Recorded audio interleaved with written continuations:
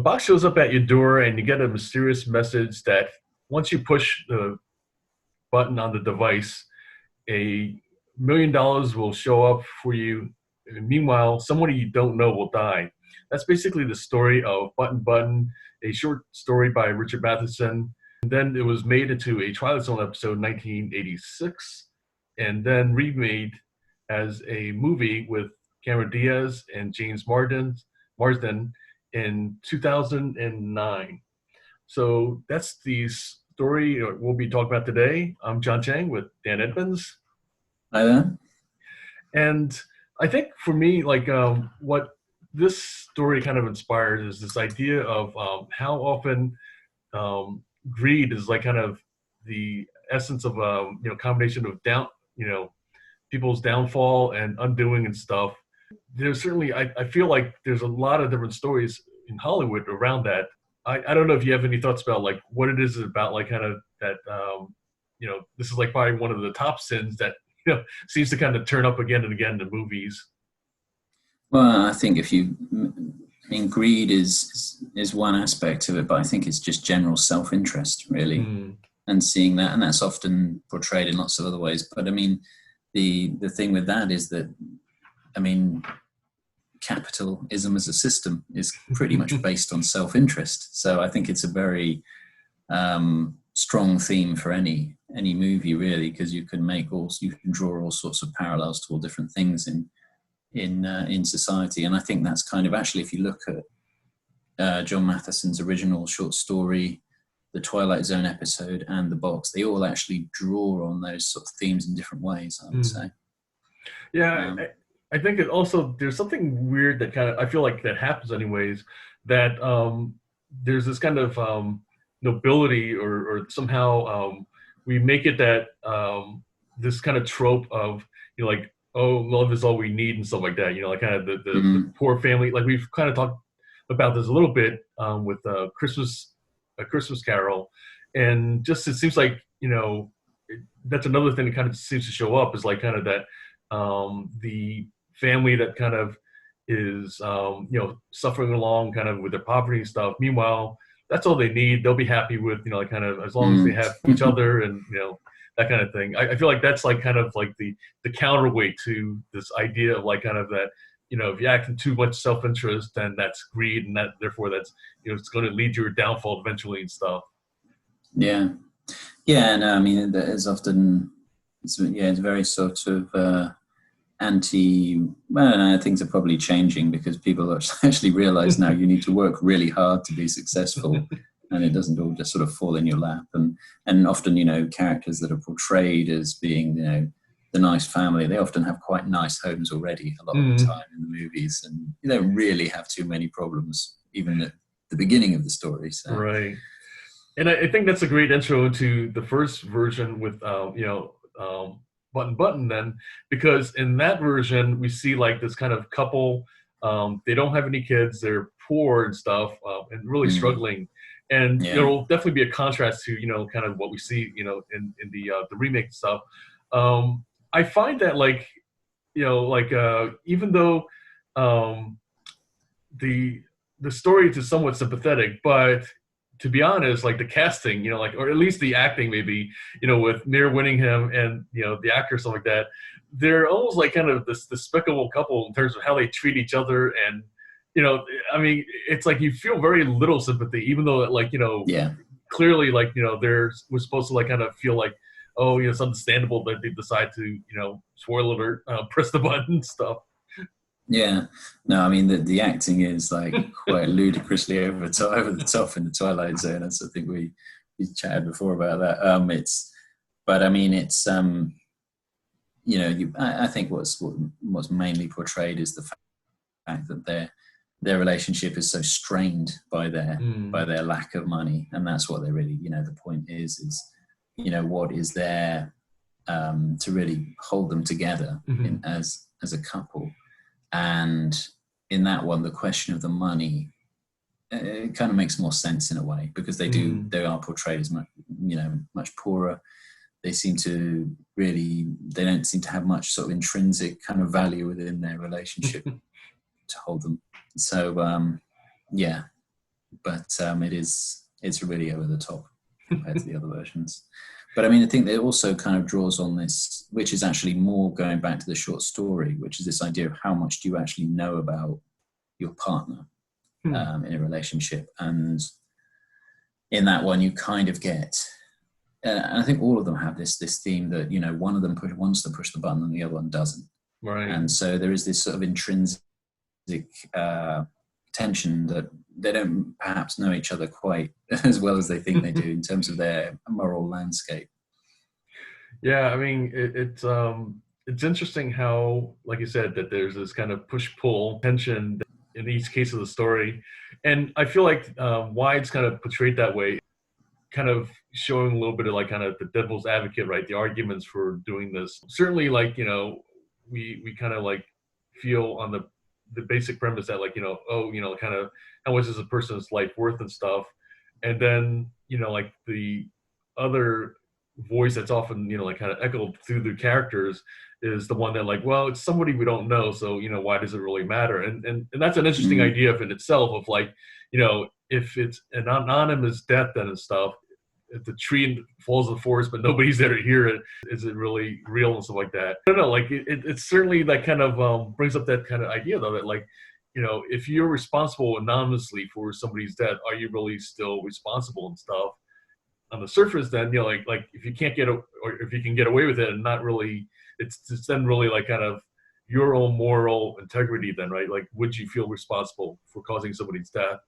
And you know, that brings up an interesting kind of, you know, question then, like kind of, you know, like, you know, is that okay then, like kind of to do it just because, you know? Well, I mean, the blunt truth is it has to be to some degree okay in society in general, because it's kind of exporting of responsibility to somewhere else is baked into a lot of the industrialization of the world. Right. You know, I mean, are we, you know, people who use cell phones that have, you know, rare materials that are mined somewhere, and, you know, there may well be, you know, slave labor that might be responsible for the lithium battery in your phone, you know. Yeah.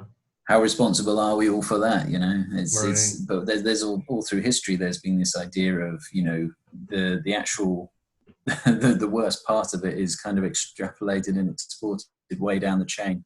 So you're not only unaware of it, you actually have to take quite a lot of, you have to go to quite a lot of lengths to find out where, you know, who's actually paying the cost for your cushy lifestyle, really. And I think what's interesting at least about Button is it kind of really, it kind of, you know, compresses that into one simple sort of argument.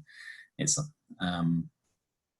but I think and it brings up, like, kind of, you know, like I don't even think that the author Richard Matheson had any kind of inkling that this idea that nowadays, like, you know, with like stealth or you know, drone technology and stuff, you literally can be responsible for somebody's death, you know, like kind of at the push of a button, and that's like kind of, you know, I mean, it's clearly a scary idea, but yet, you know, here we are that we have that. And the $1 million then could be the fact that, like, oh, like kind of, you know, now we have access to oil, or you know, we have access to, like you said, some industrial rights, or, you know, like other kind of resources and stuff, because, you know, we killed off this you know, dictator, or, you know, just as easily, you know, an innocent you know, bystander and stuff that happens to be where, you know, the a base was or something like that. And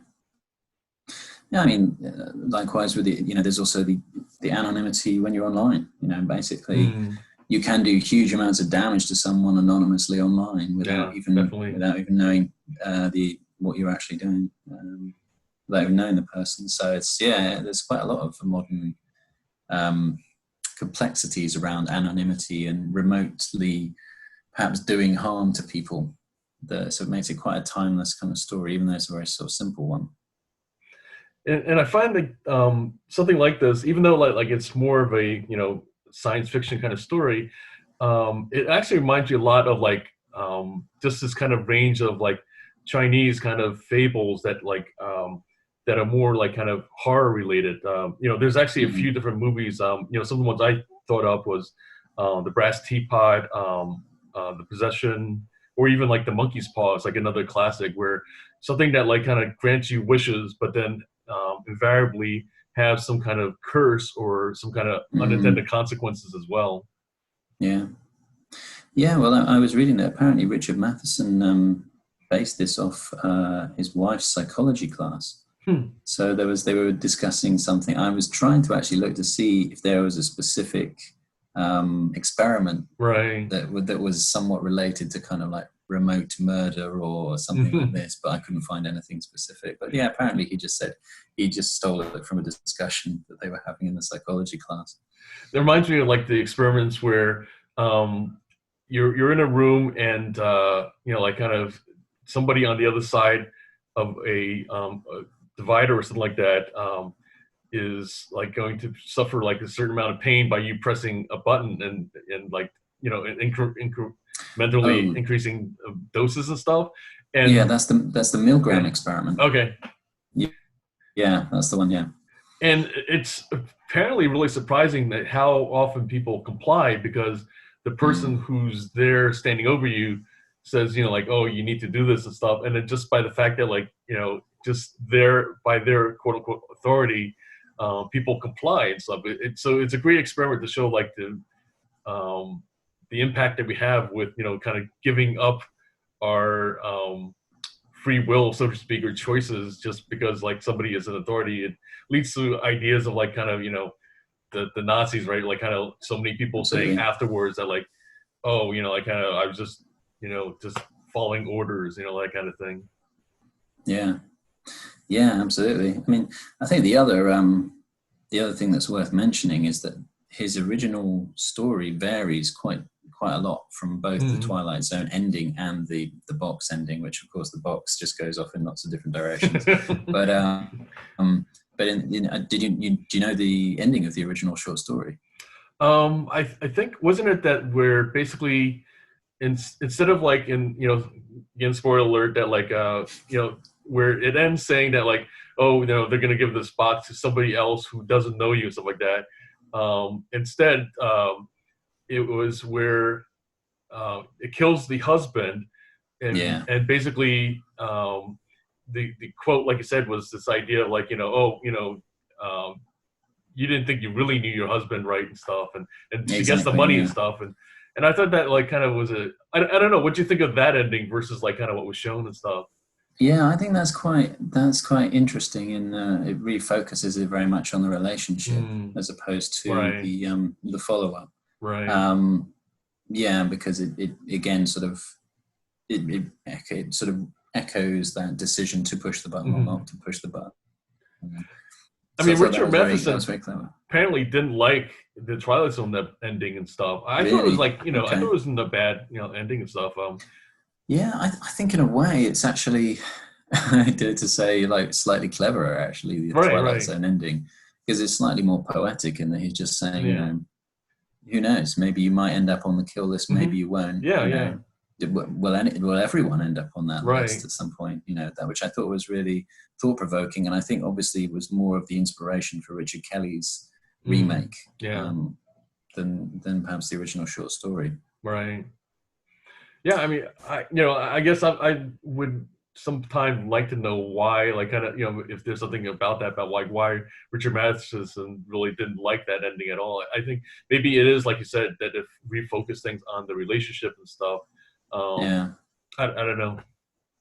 Yeah, I mean, it doesn't, it's probably that it isn't a very, as endings go, it's not very dramatic, but it's much more thought-provoking, I would say. And that was maybe, it doesn't have some big sort of dramatic kind of finale. It's more just kind of like, oh, maybe you're next, kind of very Twilight Zone-y kind of ending, which I actually kind of like, but...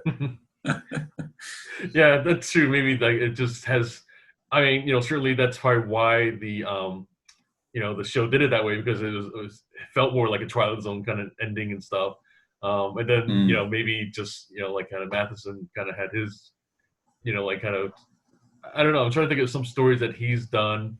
And then they do kind of tend to be more like literal, I guess. And even if like kind of, the one that like I really like or love is Somewhere in Time, where you know, again, major spoiler alert if you haven't seen that movie and stuff like that or read the story, that he kind of basically ends up just losing everything because of you know, like kind of that he finds the coin that kind of reminds him of, you know, him being in the present day and stuff like that. So like his journey, he wanted to stay in like in the past and stuff like that, but then finding the coin like kind of wakes him up to like kind of, you know, like, oh, I'm really still in the present day and stuff like that. So but it was a very like literal, it wasn't like kind of, you know, some kind of up cliffhanger or anything like that. It was like kind of just like then ultimately he kind of wants to go back to that time, and then he just I guess,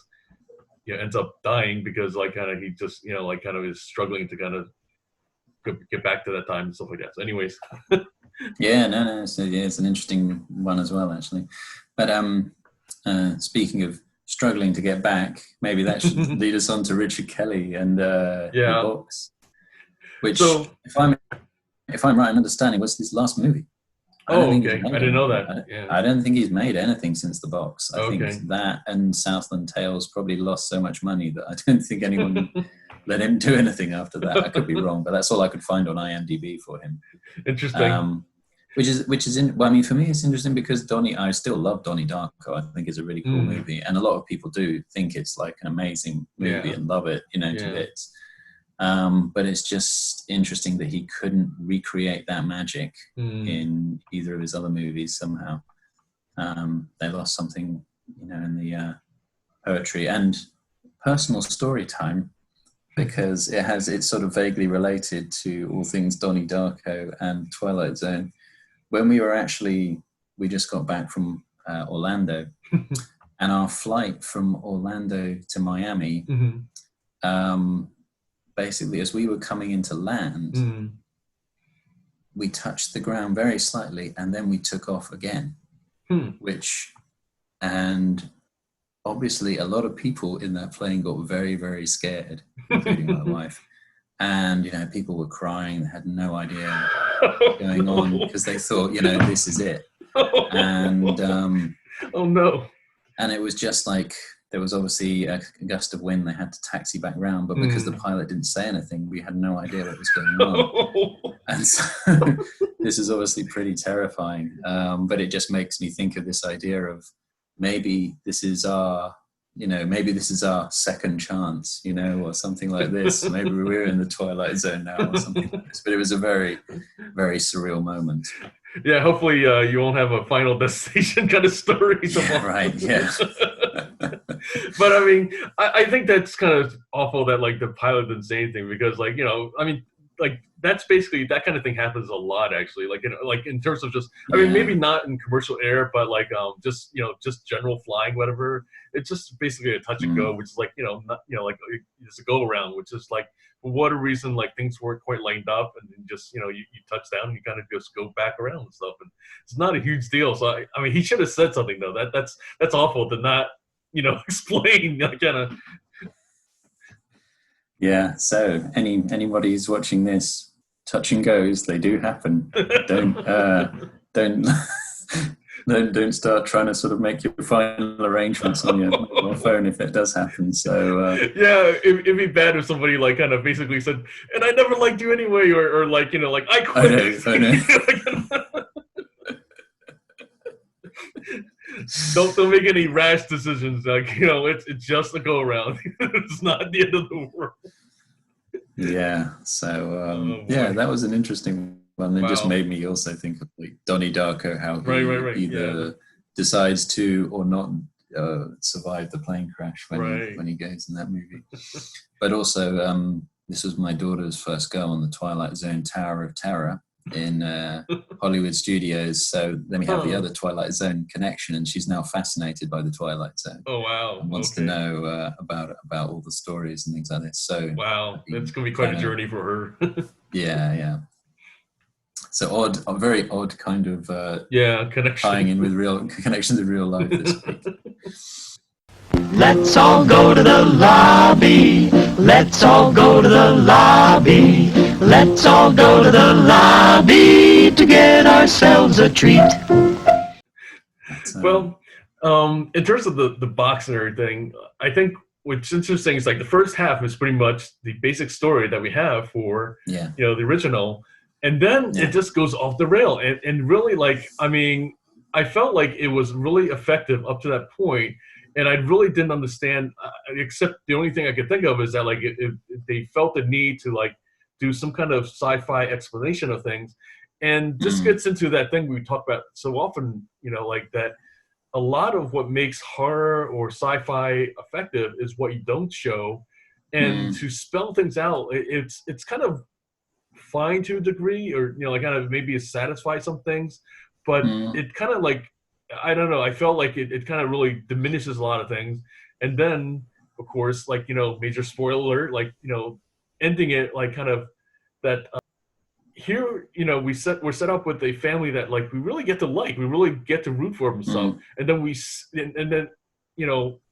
things along the way that shows that like maybe there is some kind of redemption coming and stuff, and that felt like kind of where things were going. But then all of a sudden it just goes off the rail, Yeah, I mean, he tried to kind of pull it back to the original short story a little bit by making it again this kind of tension between the couple, but in this one, this is one of the things that we kind of talked about. I can't remember which article it was, where they talked about how a lot of sci-fi is all about kind of watching the world burn in various different ways, even if it's a utopia. And again, this is what he does, is he takes this rather small encapsulated story and makes it into like an Armageddon situation, like the fate of the entire humanity relies on everyone doing the button test correctly.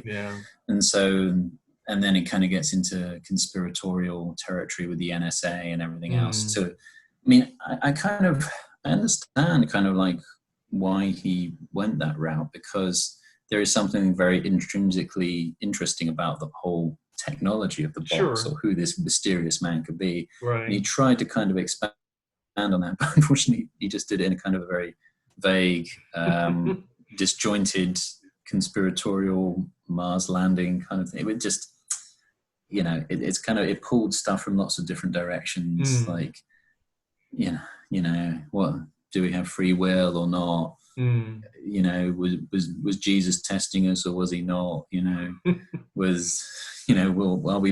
Are we part of a big game and a test? It's some sort of simulation theory. It kind of just threw every which thing into the pot and stirred it around, and then you got.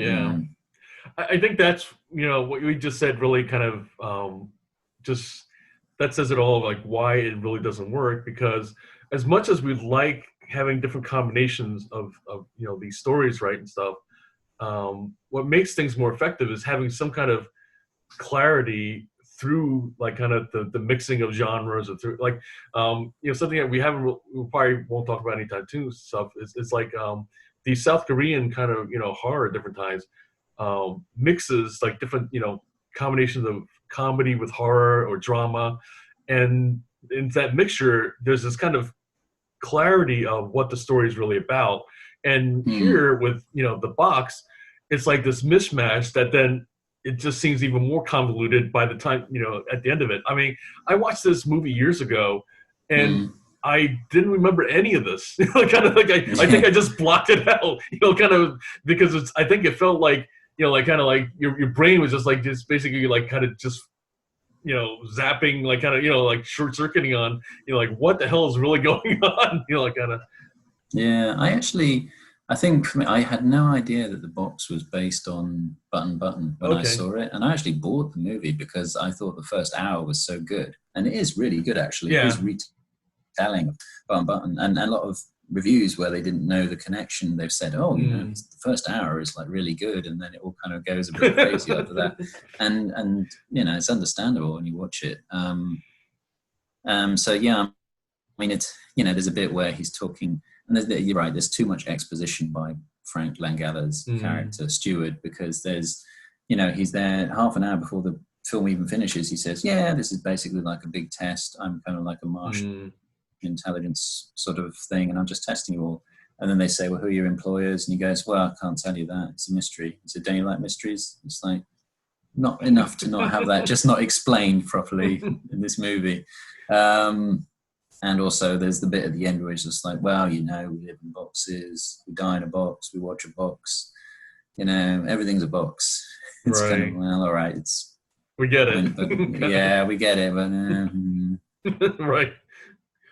And I think that's the part that's interesting, is that, like, you know, the first hour is on this story that, like, you know, it's relatively simple when you get down to it and stuff, but it's got power, I think, because of that simplicity. And whereas, you know, the second half then is just kind of this excess that then, like, you know, it's kind of like, to me, it's this idea of, like, less is more. And I feel like, you know, like, having that kind of, you know, clarity in the first half really, like, just makes it, like, kind of a lean story that, like, if he was going to build on it, you know, like, kind of, I think, if anything, then almost like he almost should have made it like another story, like, at that point, like, kind of, if it was like kind of like, okay, you know, we're just going to take it somebody else's stuff, and then like the actually the showing the box going to this other couple and stuff like that was, I thought, was kind of cool. Like, kind of, I thought that was, you know, like, something that probably should have just stayed and then just maybe ended on that, you know, and stuff, and that would have been, you know, kind of almost like enough, like, kind of just, you know, rather than all this exposition and, like, you know, Mars landing and kind of. Yeah, and I think as well, the thing that for me that kind of that rubbed me the wrong way was the fact that she has a foot that's, you know, she's had this sort of disfigurement of her foot, and also, you know, that Stewart is disfigured by the lightning, but it kind of just reeked of, again, it was the same article, I wish I could remember her name, the woman who wrote it, but she was saying, you know, a lot of horror movies are based on this idea of, you know, the P.T. Barnum freak show. Right. And I kind of felt like these things were thrown in just to kind of, you know, throw you off guard during the movie, and there was really no real narrative need for them at all, you know. I mean, I felt like it did make her, like, to me, the what it really does is that, like, on the surface, she seems like this beautiful woman that, you know, has this beautiful family, stuff like that. And so it did kind of make it where she was like, okay, you know, like, kind of like the one moment actually with her talking with, you know, like, Stewart, and about sharing her story about, you know, like, what happened to her and stuff like that. It did kind of, like, make her seem more like, kind of, you know, down to earth, that, like, you know, like, that what people see is, like, kind of, you know, her as this kind of attractive woman or like that, but, you know, meanwhile, she's always felt like kind of this, you know, deformity or ugliness and stuff like that. So it's showing her, like, kind of, you know, sympathizing with him, and then, you know, like, kind of, you know, where I feel like then we kind of, you know, didn't see him as much of as a monster or stuff like that, to some degree, you know, like, kind of, and yet, like, you know, in terms of the story though, yeah, I agree that, like, then, you know, where were they going with that? Because ultimately, you know, he was really like a monster or something like that, and you know, I mean, you know, there was, like, really nothing redeemable or redeeming about his nature and stuff, because he was, like, you know, he wasn't sympathetic to the fact that, like, you know, oh, you made a crappy choice, and so, like, kind of, you know, like, it seemed like there was some redemption coming, but then it's like almost like what it felt like anyways was that, like, the writer or / you know, the director, you know, just, like, pulled back on it, that, like, oh, you know, no, we're not going to go that way and stuff, and, you know, then we end up, you know, spoiler alert, you know, James Marsden in cuffs, and you know, and it felt like that ending kind of really, like, just, I mean, I guess, you know, like, I didn't necessarily need a happy ending, but when it's, like, kind of just, it seemed like it was building towards something, and then it just kind of, like, just there was no twist, you know, like, kind of was no, you know, like, kind of like showing the other couple getting the box and stuff like that,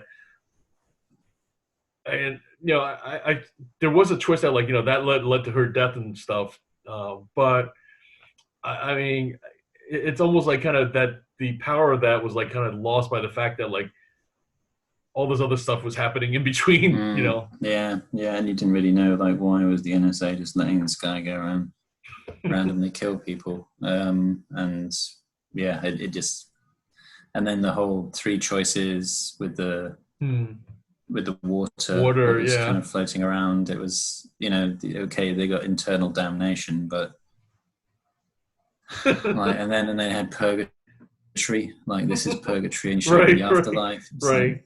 Like, why do we need all that? You know, in this movie, it's way too much more than we needed to tell the story. Visually, it was interesting to kind of see like all these people, and it really does smack of like, you know, a future episode coming up of Envision Body Snatchers, where like all the people were like looking at them. That was creepy, and certainly lent the horror element and stuff. But you know, like kind of again, like, you know, you had all this stuff kind of going towards, you know, like the choices and stuff like that. But then like it just like there was like a lot of stuff, like a lot of like kind of, you know, like going in this direction stuff. But then like it was like sometimes like we're with Lost and you know, some of the JJ Abrams projects where like you have to do this build up for the mystery, and then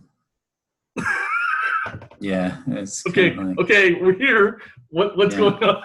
Like, kind of, what is this now? Like, where are we? Yeah. And then, you know, funny connection, right? Like, where, you know, in the end, like, apparently the whole series, major spoiler alert if you haven't watched the Lost series, this is all purgatory. Yeah. Again. Okay. and yeah, I guess now that I think about it, I'm trying to remember the timing of it. Was this after Lost finished, or? Yeah. Okay. Must have been. Yeah, must have been after So Lost finished. I don't know. Maybe took cues or, you know, borrowed some of JJ Abrams' notes, I guess, or something. I mean, JJ Abrams is famous, for, you know, his famous quote is, "You want to create a mystery box that people want to try and like." Richard Kelly basically did that as much as he possibly could in this movie. Right. He just did exactly what JJ said. He had lots of boxes. Here's a box. There's a box. Everywhere there's a box.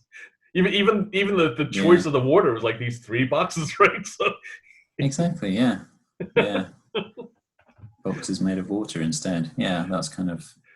And it's interesting, they had that strange, you know, both Lost and even Donnie Darko has the weird kind of watery kind of abyss. James Cameron's abyss, kind of water floating through the air effect. Yeah, lots of that. Yeah, it's much more, I don't know, in a funny sort of way, it's much more effective in Donnie Darko for some reason. I'm not quite sure why. I think it's got a kind of more sort of hallucinatory kind of quality to it. Right. In Donnie Darko, whereas this is a bit too kind of, I don't know. I think partially the other thing that shows is sometimes that another way that less is more is that like when these filmmakers are more independent and have like the low budget and stuff, they almost can't get themselves in as much trouble. Whereas like once they have this bigger budgets, you know, like kind of like the studios, they find that the studios are willing to write in bigger checks and stuff. That's when they really like, you know, just end up going off the rails. We see this with Night Shyamalan. We see this over and over again with like these folks who are, you know, as indie filmmakers, just craft really like, you know, amazing films and just have like, you know, just this kind of care and stuff like that. That then like once they have the bigger budgets, it's like kind of like out the window or something. Yeah, and I kind of, you know, I mean, I wonder actually why there aren't more successful independent movie makers who don't just keep the budgets low so that they can just make more money. You know, if your name has been synonymous with like really well-crafted indie movies, why not just like stay in that realm and just make tons more money for, you know, the studios certainly would be happier.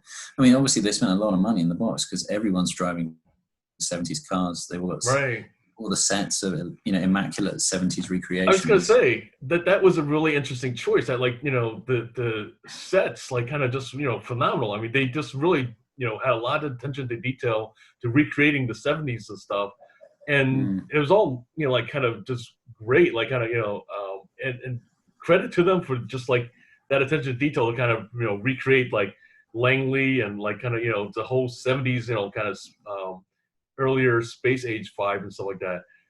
But I think it goes back to like, you've got to have this kind of story that like, just like CGI and special effects and stuff, as we've seen, over and over again, unfortunately, with Star Wars and, like on other, franchises and stuff like that just get wrapped up on special effects and stuff. If you don't have that kernel of a story that really, works, nothing else matters. Like kind of throwing more money, throwing more, like kind of is not going to help. No, absolutely. But yeah, I mean, it was definitely a lot of money got spent on that aspect, and it was interesting to watch. Anything else, but yeah. So I mean, in terms of which one was my favorite, what I would say is I actually prefer the box to button, but I would just kind of turn it off after an hour and just say, that's it. Story's done. Man. No further need here to watch any more. So that would be my recommendation. One quote though that like I thought was interesting in like the box was the quote from Arthur C. Clarke about any sufficiently advanced technology is indistinguishable from magic. I thought it was interesting that was included in there, and there's a lot of truth to that, and certainly like all things aside, it does raise an interesting idea about how there in the 70s and stuff, we were on the cusp of like some really amazing technology that like this is like pre-internet, pre-computers and stuff like that, and it just was like just the age, like there's certain that one thing I thought was like kind of shown in an interesting way was like kind of this discussion about sending images from Mars to Earth and how much time it took to do that and stuff. And meanwhile, like kind of, all this kind of bizarre stuff happening with the box and stuff, did seem like magic. And so it was an interesting idea, I guess, that like, that different times, any kind of advanced technology is going to seem like magic to a lot, more primitive, culture or something. To be rather cynical here, I think it's a kind of a cheap trick, though, on Richard Kelly's part, because he did the same in Donnie Darko. He kind of set it in the 80s.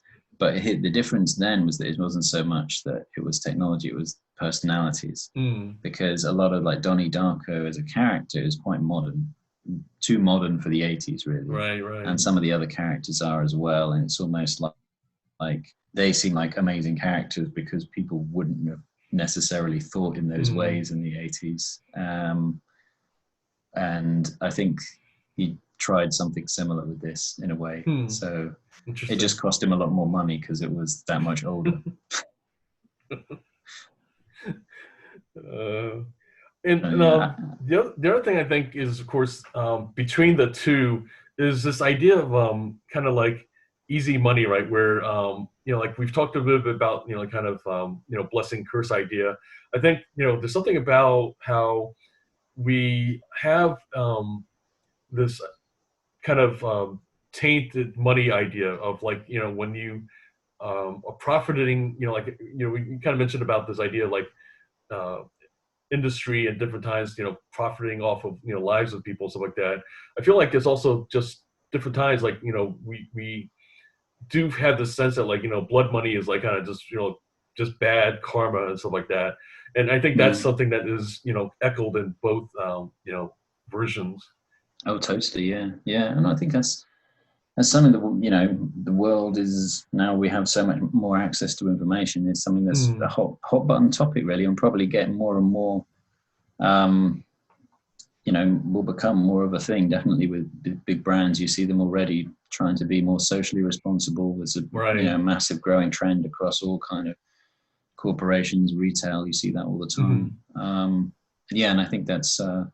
I think it's a very good sort of simple allegory for sort of blood money in industrialization to some degree.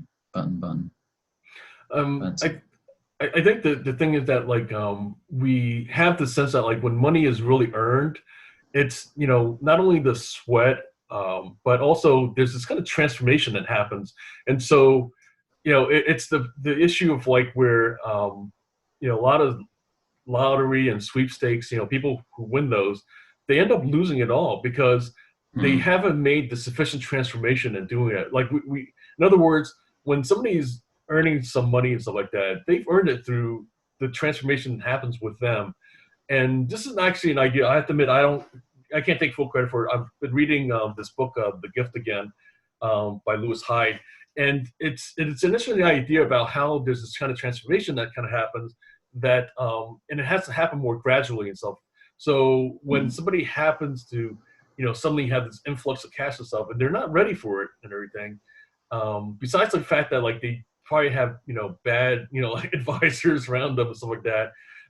It's just the fact that like they just are not. There's something about them that isn't ready to handle and stuff. Maybe spiritually or / beyond mentally and stuff like that. And I think that's an interesting kind of thing that we see with both cases as well here. Yeah, I think as well. That kind of the whole lottery scenario as well. It's social as well. What is it? Your 5 friends or whatever that shape your reality or whatever the quote is. And I think probably you're right in terms of advice. People just don't probably have the right kind of advice of what to do with it, So if anything, the people or the 5 people around you, like never mind not giving you very good advice, then it's likely to have like another 5 people that come out of the woodwork that suddenly want their handout and stuff. Exactly. Yeah. No, I think I'm just going back to your point about the 70s and the Arthur C. Clarke quote. You're right. It was a very interesting time in the late 70s because there was so much kind of potential for technology to go in so many different ways, and it was one of those things where I guess if you read some sort of bits of articles from say the Victorian era, people kind of project all sorts of things. They'll say like, oh well, we'll be flying in no time at all. Right. Probably going to the moon before you know it. And, I mean, they're right, but they thought it would be like in 1930 or something. Right. Took a little bit longer. So it's but and it's it would be. Again, it's kind of like there is something sort of very tantalizing about going back in the past and thinking, oh, what if something completely crazy had been discovered that we don't know about now? I think Lost you kind of got that vibe from Lost a little bit as well, in that they kind of there's a bit of time travel. Yeah, they did. Yeah, as well. But yeah. All right. Any other kind of thoughts about like what? I don't know, would have made things more effective other than stopping things at the halfway mark, I guess. Yeah. I would definitely lose the water boxes. I'd lose purgatory. I'd lose like all the connections to Mars. But they spent all that budget on having NASA and recreating Yeah, it was just I mean, I think the conspiratorial element worked to some degree. I don't think you necessarily needed to go quite to Mars to explain it, but I think just to kind of leave it in mystery would have been more effective. Just kind of leave it shrouded, like there's something going on with the NSA, and then if you wanted to kind of make a sequel, then have at it. But just leaving that mystery, I think, would have made it more of a contained kind of movie and stuff. Yeah, I mean, I kind of like I like the fact that he was trying to make almost like the moral quandary with shooting the wife as like, it was almost like that was his second kind of box scenario, the major sort of moral dilemma. I just think it needed a better, more cleverer moral dilemma for the characters to have got into, because it seemed like you only got into the shooting the wife dilemma if you started to try and find out who Stewart was. That seemed to be, because that happened to the other guy who worked at NASA, which, I mean, it wasn't really much of a test then. It was just like, well, the test is don't be greedy, and test number 2 is don't be nosy. It seems a bit of a harsh kind of... Right. Because you were nosy, now you have to kill your wife. It's kind of, it didn't really... Yeah. Bit of a weird kind of situation. So, I would have... I mean, I like the idea of a layered kind of moral dilemma, but I think it had to be much more interesting than that, and didn't have to go in like 7 different directions. So. Well, coming up in the next couple of episodes, we've got Stepford Wives, which is another interesting kind of connection in terms of um, appearances and the idea of the paranoia starting to kind of surround you. And then we've, in another couple of weeks, we've got Invasion Body Snatchers, where we'll definitely go full off the deep end with paranoia. So once again, I'm John Chang with Dan Edmonds, and thanks for watching. And as always, be sure to like and subscribe.